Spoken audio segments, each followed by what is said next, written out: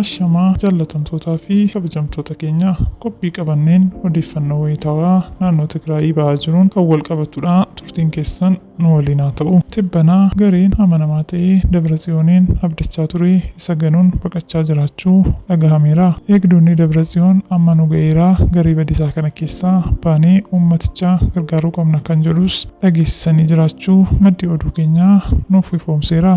Eegdonni Dabratsiyoon kun garee finxaaleeyyii ganuun baduun garee kana mormuuf kan qophaa'ee humna jabaa ijaarrachaa jirutti dabalamaniiru. Ajajootni waraanaa fi miseensonni hedduun garee Dabratsiyoon irratti jeequmsa kaasuun gara daangaatti baqachuun ofii isaanii of ijaaraa turuun ni beekama. Keessumatti gareen Dabratsiyoon Isaayyaas Afwerqii waliin waliigaltee isaan raawwatan nama hedduu dheekkamsiisee jira. Kanumarraa ka'uun kan Shaabiyaa waliin hojjetu diina keenya jechuun gara kibba Tigraay fi kibba bahaa Tigraay baqachuun humna guddaa ta'e ijaarrachuu odeeffannee jirra. Humna kanatti paartii mormituu siyaasaa naannoo sanaa kan ta'an hedduun makamaniiru. Tarkaanfii wal fakkaataa hedduminaan ammallee fudhachaa jiru. Kanumaan wal qabatee eegdonni Dabratsiyoon yeroo dheeraaf waliin hojjechaa turan jara kana ganuun garee kana balleessuuf humna jabaa ijaaramee socho'aa jiru. Kanatti makamuu isaanii maddi oduu keenyaa nuuf ifoomseera.